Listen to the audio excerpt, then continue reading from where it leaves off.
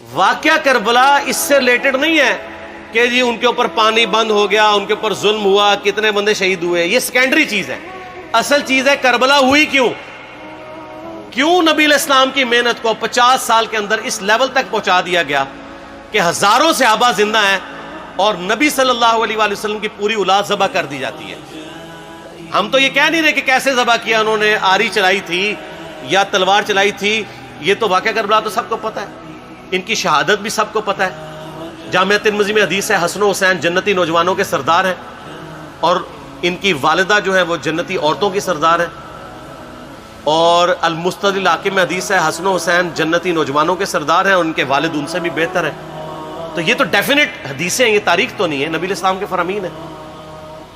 تو ان کی موجودگی میں ان کے ساتھ یہ کچھ کیا جائے تو ہم نٹی گریٹیز میں نہیں پڑھتے، ہم اس تھیم کے اوپر کہ یہ کون سی چیز تھی جس نے خلافت راشدہ کو ملوکیت میں بدل دیا، ہم اس تھیم کے اوپر بات کرتے ہیں. ہم کہتے ہیں چھوڑ دیں، بندے ہندے چھوڑیں. الٹیمیٹلی کیا نکلا ہے، کس کی وجہ سے ہوا ہے، وہ تو حدیث کی کتابوں میں موجود ہے. ہم کب کہہ رہے ہیں خفیہ کیمرے لگا گئے جی کس نے گولی پہلا تیر کس نے چلایا، یہ وہ ہم تو بتا رہے کس کے دور حکومت میں ہوا اور ان کا اپنا کردار کیا تھا، اس کو کس طریقے سے لا کے تخت پہ بٹھایا گیا. وہ ساری کی ساری چیزیں تو سامنے ہیں، وہ تاریخ کی کتابیں نہیں ہیں، حدیث کی کتابیں ہیں. اگر آپ کہتے ہیں کہ بخاری مسلم سے ہم نے صرف رفع الیدین کی حدیثیں لینی ہیں یا ایمانیات کی حدیثیں لینی ہے اور باقی جو بخاری اور مسلم میں آل امیہ کی بدماشیوں کو ننگا کیا گیا ہے وہ ہم نے نہیں لینی ہے، تو سر پھر آپ اپنے آپ کو کلیئر کٹ، پھر ہم آپ سے واقعہ کربلا نہیں ڈسکس کریں گے، حجیت حدیث پہ بات کریں گے. آپ کو اپنے آپ کو منکرین حدیث کہنا پڑے گا. یہ آپ اسکروٹنگ کیسے کریں گے؟ اس سے بڑی بات مجھے یہ بتائیں کہ عظمت صحابہ بڑی چیز ہے یا عظمت محمد رسول اللہ صلی اللہ علیہ وآلہ وسلم؟ تو بریلوی یہی تو رونا رو رہے ہیں، وہ کہہ رہے ہیں کہ قرآن میں تھوڑی آیات ہیں. آپ پھر مڑ کے پڑھتے ہیں قل انما انا بشر مثلکم، اس میں تو نبی علیہ السلام کی تنقیص ہو رہی ہے. تو ہم ان کو کیا کہتے ہیں کہ تنقیص مقصد نہیں، نعوذ باللہ، نہ ہو رہی ہے. آپ افضل البشر ہیں لیکن آپ کی سپیشیز بشر ہے، یہ ہم اپنا عقیدہ سمجھتے ہیں، وہ اس کو تنقیص شمار کرتے ہیں. تو پھر اس وقت آپ بھی بریلویوں کی بات مان کے تو یہ آیات پڑھنا چھوڑ دیا کریں. آپ کہتے ہیں نہیں آیات ہے کیوں نہ بیان کریں، تو ہم بھی کہتے ہیں احادیث ہے کیوں نہ بیان کریں.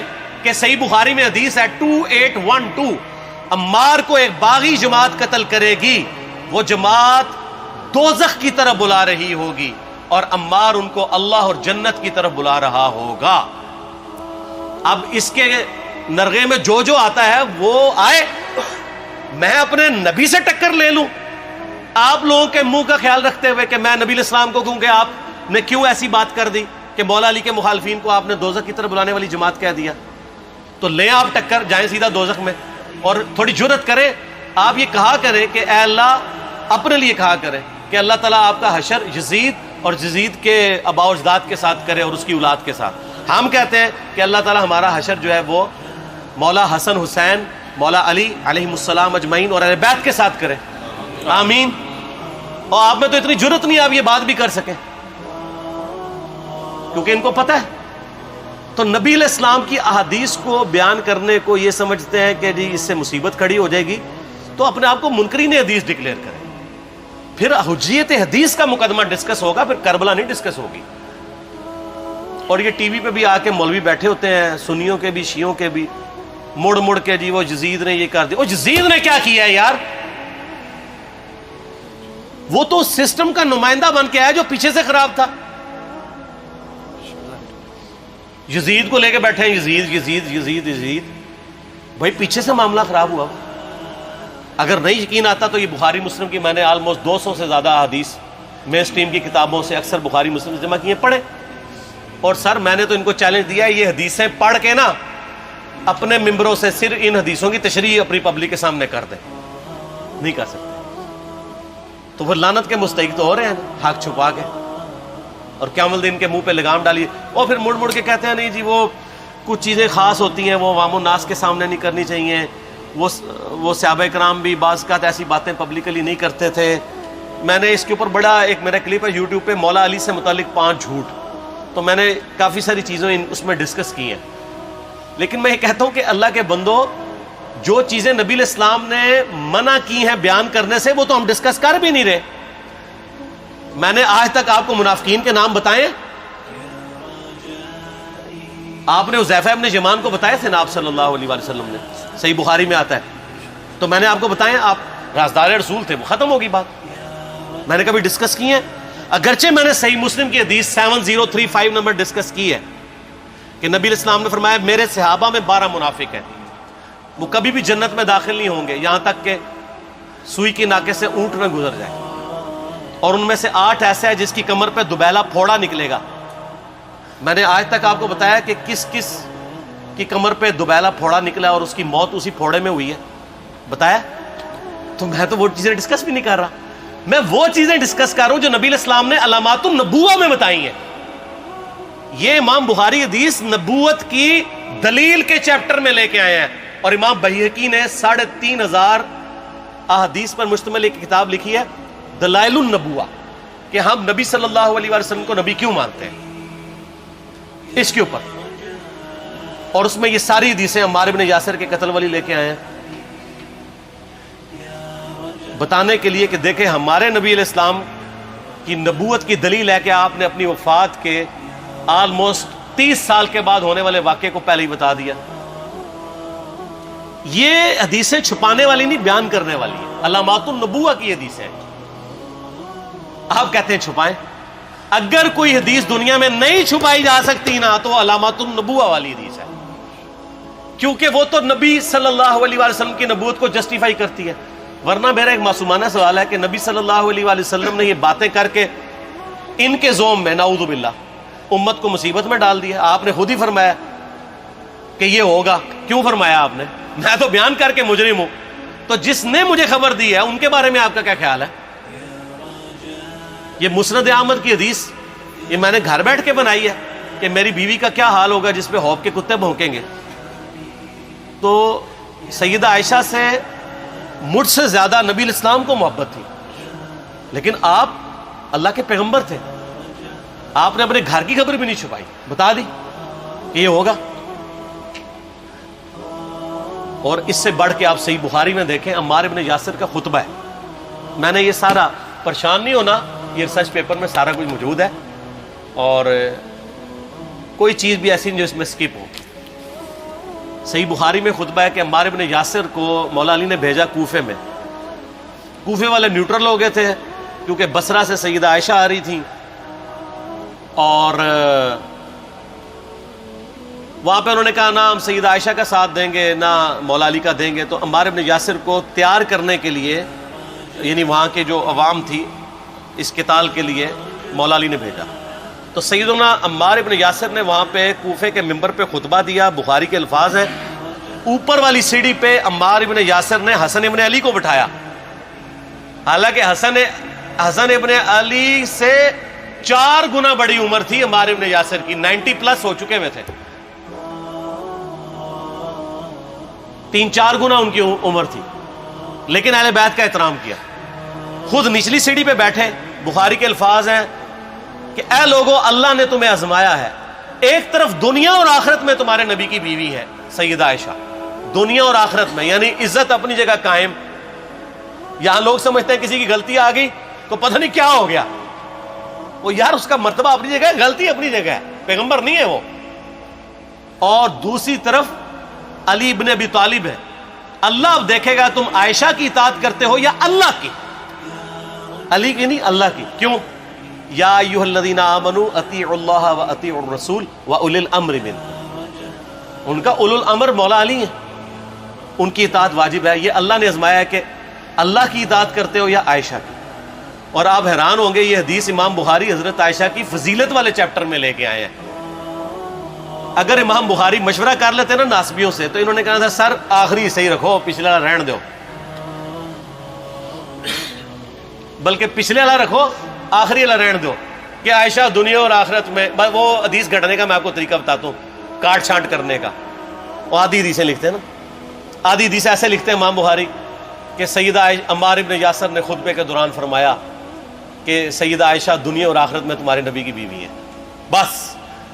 لیکن امام بخاری نے پوری حدیث لی ہے, آگے وہ بھی ڈالا ہے کہ اللہ آزما رہا ہے کہ عائشہ کی اطاعت کرتے ہو یا اللہ کی، جیسے آپ کے علماء کر رہے ہیں۔ صحیح مسلم کی حدیث 6488 آدھی بیان کرتے ہیں سارے مولوی، بریلوی، دیوبندی، اہل حدیث، سب، میرے صحابہ کو برا مت کہو، اگر تم میں سے کسی نے احد پہاڑ کے برابر بھی سونا خیرات کر دیا اور میرے صحابہ نے ایک مد یعنی 600 گرام خیرات کی، آدھا کلو، اس کے آدھے کو بھی نہیں پہنچ سکتا بس۔ حالانکہ یہ مسلم کی حدیث سٹارٹ اس سے ہوتی ہے کہ عبد الرحمن بن عوف کو خالد بن ولید نے گالیاں دی جھگڑے کے دوران، حالانکہ دونوں مسلمان تھے، دونوں صحابی تھے۔ آپ نے حضرت خالد بن ولید کو بلا کے ڈانٹا، فرمایا تم میرے صحابہ کو برا مت کہو۔ تو خالد بن ولید نے تو آگے سے نہیں کہا حضور میں بھی صحابی ہوں۔ ان کو پتا تھا کہ عبد الرحمن بن عوف نے اس وقت اسلام قبول کیا جب اسلام کا مطلب تھا مار، تکلیف اٹھانا، اور خالد بن ولید نے گولڈن پیریڈ میں صلح حدیبیہ کے بعد اسلام قبول کیا۔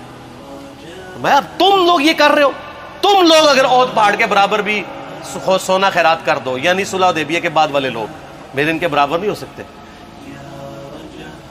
اور جو فتح مکہ پہ معافی مانگ کے مسلمان ہوئے ہیں طلقاء، مؤلفۃ القلوب آل امیہ، ان کا تو لیول ہی کچھ نہیں ہے۔ یہاں تو خالد بن ولید کے بارے میں یہ بات کی جا رہی ہے، اور پھر وہ مؤلفۃ القلوب اپنے زمانے میں ممبروں پہ سب و شتم کروائیں سیدنا علی پر، تو سب سے پہلے تو ان کو کہنا چاہیے جن کے بارے میں حدیث تھی کہ تم صحابہ کو گالی مت دینا۔ ہم نے تو خیر کبھی دی بھی نہیں ہے۔ اور میں یہ آخری جملہ ان کو ایسا بولتا ہوں کہ جو ان کے دماغ تک ڈرل کر جائے گا کہ آل امیہ نے جو کچھ اپنے دور کے اندر سیدنا علی کی گستاخیاں کی ہیں نا، ہم نے تو ویسی کوئی ایک گستاخی بھی آل امیہ کے بارے میں نہیں کی ہے۔ میں نے آج تک آل امیہ کے اوپر بائی نیم کسی کے اوپر لعنت کی ہے؟ حالانکہ یہ مولا علی پہ کرتے رہے، یہ ہے لعنتی خود ہو گئے نا، جب مولا علی پہ لعنت کی تو لوٹ آئی۔ مسند ابی یعلا میں صحیح سند کے ساتھ حدیث موجود ہے، مسند احمد میں بھی موجود ہے کہ سیدنا علی کو جس نے گالی دی اس نے رسول اللہ کو گالی دی صلی اللہ علیہ وسلم۔ جب ام سلمہ نے کہا تھا، شیخ زبیر صاحب نے اس کو تحکیم میں صحیح لکھا ہوا ہے فوٹ نوٹ کے اوپر، کہ لوگوں تمہارے ممبروں پر رسول اللہ کو گالیاں دی جاتی ہیں، تو انہوں نے کہا معاذ اللہ، ہم کب کہیں گے، ایسا نہیں ہو سکتا۔ تو ام سلمہ نے کہا تم لوگ علی اور اس سے محبت کرنے والوں پہ گالی گلوچ نہیں کرتے ہو کیا؟ جبکہ میں نبی کی بیوی کہتی ہوں کہ سب سے زیادہ رسول اللہ سے محبت، سیدنا علی سے محبت نبی صلی اللہ علیہ وآلہ وسلم کرتے تھے۔ لہٰذا جب یہ تم کہتے ہو نا علی پر لعنت، علی سے محبت کرنے والوں پہ لعنت، تو یہ لعنت تو تم نبی علیہ السلام تک لے کے جا رہے ہو نعوذ باللہ، کیونکہ علی سے محبت کرنے والا پہلے نمبر پہ نبی صلی اللہ علیہ وآلہ وسلم ہے۔ اور پھر کہتے ہیں سب کا مطلب تنقید ہے، اور نہ پرانیاں گلاں، پرانے بابے، پرانے بزرگ، جھوٹے ہو۔ صحیح مسلم کھولو 6229 غدیر خم سے اگلی حدیث، لعن اللہ ابا التراب کے الفاظ ہیں، مٹی والے ابن ابی طالب پر لعنت، یہ الفاظ موجود ہیں۔ سب کا ترجمہ لعنت ہی ہے، تنقید نہیں ہے۔ اچھا پھر میرا معصومانہ سوال ہے کہ اس کا مطلب ہے صحابہ پہ تنقید کرنا اچھا کام ہے؟ کہیں گے نہیں، تو بتاؤ یہ برا کام کون کرتا تھا؟ شیعہ کا ابا کون ہے؟ رافضیوں کا ابا کون ہے؟ آل امیہ۔ تو لہذا شیعہ نو میں کہنا کہ تسی شیخین کے اوپر بکواس اور تبرہ کرنے کی بجائے نا اب لوگوں کو حقائق بتائیں کہ ٹوٹی کمند کہاں۔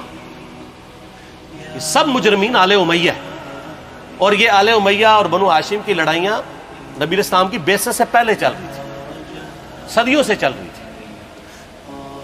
وہ تو پھر اللہ نے بنو ہاشم کو نبوت کے لیے چنا تو ان کو یہ پھر جیلسی ہضم نہیں ہوئی، وہ چیز آگے چلتی رہی۔ خیر چھوڑ دیں، ایک تلخ ٹاپک ہے۔ صلاۃ بر محمد و آل محمد، اللہم صلی علی محمد و علی آل محمد۔ ٹھیک ہو؟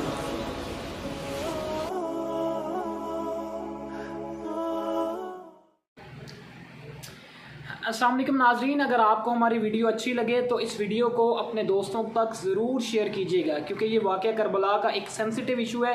آپ سے گزارش ہے کہ آپ اس ویڈیو کو اپنے دوستوں تک شیئر کریں جس کو اس کے بارے میں علم نہیں ہے۔ Thank you so much.